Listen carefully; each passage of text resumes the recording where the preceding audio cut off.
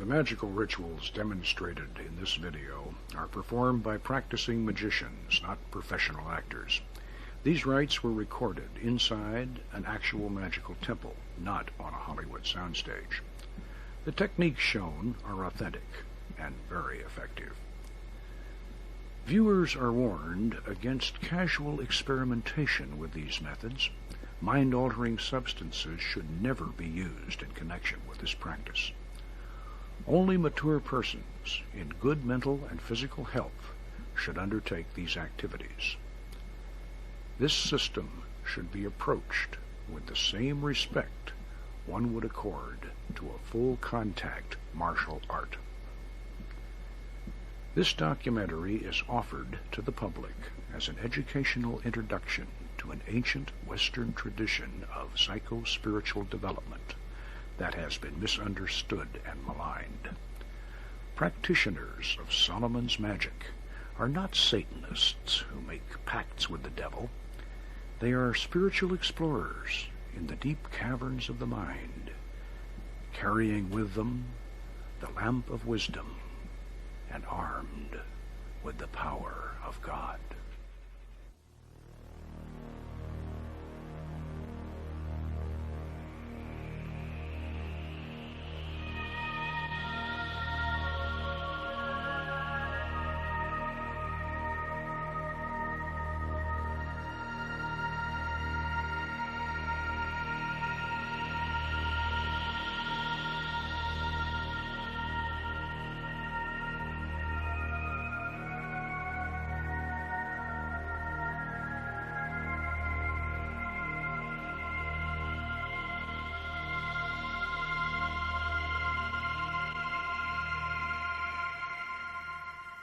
These be the 72 mighty kings and princes which King Solomon commanded into a vessel of brass, together with their legions.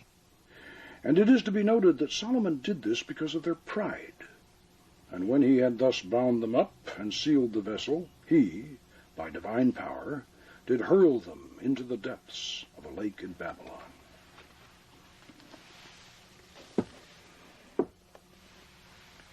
I'm Poke Runyon. I'm a cultural anthropologist and a ceremonial magician. For the past 25 years, I've been studying and practicing our own culture's unique and powerful form of shamanism, while other anthropologists have completely ignored it. I've been fortunate enough to rediscover and reconstruct the actual techniques of ancient Western ceremonial magic. In this video documentary, we're going to take you along on an expedition to a strange world, in many ways more mysterious than the upper reaches of the Amazon, but a lot closer to home. For the very first time, we're going to show you the actual methods by which wizards and warlocks of olden times invoked holy angels and evoked lesser spirits to visible appearance and even had conversations with them. What you're going to see is real. These techniques are just as effective today as they were 1,000 years ago. These methods have nothing to do with mind-altering drugs, and you don't even need any special psychic talent. These are the secrets of a lost art that anyone with imagination and determination can master. My personal magical adventure started back in 1969. At that time, I was a reclusive bachelor eking out a living writing pulp fiction for paperbacks and men's magazines.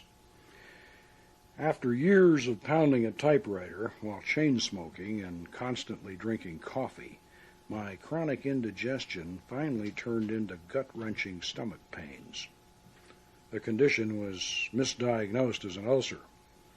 Now, at that time, ulcers were thought to be psychosomatic, so being a macho former Green Beret, I wasn't about to become Casper and have to eat milquetoast. No sissy neurotic disease like an ulcer was going to change my lifestyle. So I set out to heal myself through mastering self-hypnosis. In desperation, I learned the art quickly and was able to suppress the pain. But then it would come back, and it would be even worse. and I took myself about as deep into trance as anyone has ever gone, but I could not heal that ulcer, because, as the doctors finally discovered when I was almost dead, I was carrying within me a gallbladder that had turned to solid rock. In the latter stages of my illness, I was in a state that I now realize was a toxic psychosis. In my desperate attempt to cure myself, I had gone beyond self-hypnosis into the study of Tibetan tantric yoga, and finally, to what was at that time the least known and most forbidden of all the spiritual paths, Western ritual magic. I had been studying books about Western ceremonial magic, and even the old grimoires themselves, the medieval Key of Solomon, and the more notorious Goetia of the Lemegeton, the so-called Lesser Key, which catalogued and described the 72 genii of the Arabian Nights that old King Solomon had imprisoned in a fabulous brass vessel. In my irrational state, I was totally convinced that there was a hidden truth behind this fantastic story. Like Aladdin's wonderful lamp or Ali Baba's open sesame, there was a secret key to calling up those mighty princes of the jinn that Solomon had imprisoned so long ago, and I was determined to find it. I studied the writings of the ancient and modern magicians. They had filled their books with the most detailed instructions on how to build, inscribe, and decorate all the necessary equipment, all the signatures of the spirits, and even the hours during which to summon them. Conjurations and names of power were all set forth, complete and ready to recite. Hear me, and make all spirits subject unto me, so that every spirit of the firmament and of the aether, upon the earth and under the earth, on dry land and in the waters, of whirling air and of rushing fire, and every spell and scourge of God may be obedient unto me. Wonderful, powerful. All you have to do is recite it aloud, and you can feel the hairs start to rise on the back of your neck. But where, how, and in what form are these spirits we're summoning supposed to appear? That one all-important element, how to make the spirit physically appear, was always missing from the old grimoires. Now, I knew that over a dozen ancient and modern writers on magic couldn't be involved in one big, long-standing conspiracy to suppress this final secret, so it seemed obvious that at some time in the past, the key to the magical art had been lost, and the modern writers and experimenters just simply didn't know how it was done. This suspicion turned out to be true. Turn of the last century, the famous, or if you prefer infamous, magician Aleister Crowley had tried to conjure one of the Lemegeton's Goetia demons out of incense smoke, and, not surprisingly, he had very little success after a great deal of effort. This did not surprise me. Trying to form an image or commanding a spirit to produce an image out of curling, twisting smoke was more of an experiment in telekinesis than a vision from beyond. Aleister Crowley did not possess the secret technique, but he certainly understood the philosophy. He stated clearly in his 1904 edition of the Goetia of the Lemegeton that the spirits of Solomon's brass vessel are portions of the human brain. Even though I might have been temporarily insane at the time, I had lost none of my intellect. I knew that magical visions were certainly hypnotic. In this respect, Crowley had been absolutely right. Solomon's genii would not come forth from caverns beneath the earth. They would rise out of the nether reaches of the deep mind. I noticed that the sigils of the Lemegeton's Goetia spirits were very similar to the vevés of Caribbean voodoo. I had done extensive research on voodoo for one of my adventure novels published in 1967. I knew the voodoo trance, wherein the participant becomes possessed by the spirit, was known to be hypnotic. The focal point of these ceremonies was the veve of the Ogun, drawn on the ground and illuminated by candles. Somehow this symbolic signature helped to bring forth the vision. At this point, your high school science teacher might be saying, well, if all this magic is only in the mind, Weren't those old wizards and even the modern magicians like that Crowley fellow just using their imagination? Yes, they certainly were. But the human imagination, inspired by its divine creator, is the most powerful force in the universe, a river of hopes and dreams that bears us all along on its flowing course, from the beginning to the end of time, from planet Earth out to the farthest star. Let us recall a few lines from the greatest of the Romantic poets, William Wordsworth.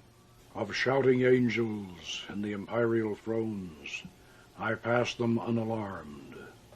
Not chaos, not the darkest pit of lowest Erebus, nor aught of blinder vacancies scooped out by help of dreams, can breed such fear and awe as fall upon us when we look into our minds, into the mind of man. With that in mind, let's look at the philosophy and the psychology that lies behind this powerful system. To begin with, we should not make the mistake of thinking that those old magicians were credulous and naive enough to believe that they could physically manifest the kind of heavenly glories and hellish horrors that Bosch and Blake depicted. These artists, like the Hollywood movie makers of today, symbolized the subtle power of magic with intense and sometimes lurid physical images. In magical operations, the roof does not fly off as choirs of angels descend in blinding rays of light, nor does the floor crack open to disgorge a horde of fire-breathing demons. The actual effects of magic are very powerful, but they are also subtle and subjective. As Cornelius Agrippa, one of the greatest of the Renaissance magicians, explained, there is another meaning than what is writ in the bare letters about this magical art. We must not look for the principle of these grand operations outside of ourselves. It is that internal spirit within us which can very well perform whatsoever the monstrous mathematicians, the prodigious magicians, the wonderful alchemists, and the bewitching necromancers can effect. Heinrich Cornelius Agrippa was certainly an honored philosopher and magus, but we should remember that King Solomon was considered to have been the wisest man who ever lived. The wisdom of Solomon was proverbial. Therefore, we should not be surprised to discover that Solomon's art of magic was actually an ancient system of psychology. But before we assume that the spirits of our brass vessel are merely a collection of private individual fantasies and yearnings, we must remember that the ancient philosopher known as Hermes Trismegistus, called thrice greatest Hermes, declared in his famous emerald tablet, "True it is, without falsehood, certain and most true, that that which is above is like to that which is below, and that which is below is like to that which is above, to accomplish the miracles of one thing." Based upon this profound revelation, the Magi of classical times, the later medieval sorcerers, and the Renaissance magicians believed that the human mind was a miniature functioning model of the vast universe itself. The greater universe could be manipulated by magical operations within the personal sphere. Hermes Trismegistus had even gone so far as to suggest that in days of old men had created their own lesser gods. An ancient, outmoded, superstitious belief, your high school science teacher might say. Well, ancient, yes, but hardly obsolete. After 2,000 years, this strange statement by the original founder of Hermetic philosophy was finally explained in modern terms by the eminent psychologist Carl Gustav Jung. In the 1920s, Jung presented his revolutionary theory that beneath and beyond the personal subconscious mind there flowed a vast, deep sea of dream images and forgotten lore. He referred to this as the collective unconscious. This mysterious psychic ocean was not the exclusive property of any individual human being. It was a dimension shared by all of us. Here one might discover the great archetypes of mythology, the heroes, the beautiful courtesans, the martyred saints, and the monstrous villains of our past. Here were the mysterious man-created gods, which Hermes Trismegistus had written about so long ago. And here were the demons of King Solomon's brass vessel. Jung's famous colleague, Sigmund Freud, was quick to realize the significance of what Jung had discovered, or rediscovered, and Freud was horrified by it. "Carl," he whispered, "you must not present this theory to the public, for if you do, you will release a black flood of occultism." But it would take more than Carl Jung's archetype and collective unconscious theories to release this flood of occultism that Freud feared. Theories by themselves do not produce results. For results, the magician still depends today, as he did thousands of years ago, on methods and techniques. Since time immemorial, magicians have placed themselves and others into states of trance, during which visions and oracles were received. We now know that this process was hypnotic, and that all the phenomenon we have come to associate with modern hypnosis was in fact known and practiced by ancient sorcerers under the guise of fascination, spellcasting, and enchantment. The powerful hypnotic effect achieved through a fixed gaze on a reflective surface is the reason why the crystal ball or shoe stone and the dark mirror or speculum were used by wizards of olden times as their spiritus loci, the actual place where angels and spirits could be conjured to visible appearance. This was, and still is, a hypnotic process. And yet the final secret of how to employ these magical aids was always missing. With all the atmosphere, the philosophy, the paraphernalia, the powerful conjurations, and the hypnotic effects, a spontaneous vision in the crystal or in the dark mirror always depended upon some special psychic ability. One had to be a natural medium. And for all my toxic fever dreams and my hypnotic experiments, I had certainly become a mystic, but not a clairvoyant. And yet there had to be a way that anybody with the desire and the determination could summon these spirits to visible appearance and have conversation with them. I tried placing a crystal ball in the triangle, but then when I stepped back inside the magic circle, as the operator was supposed to do according to the ancient texts, the 60-millimeter ball appeared the size of a doorknob. I knew that the crystal had to be used inside the circle for the invocation of the angels. And yet, we had to put something in that triangle.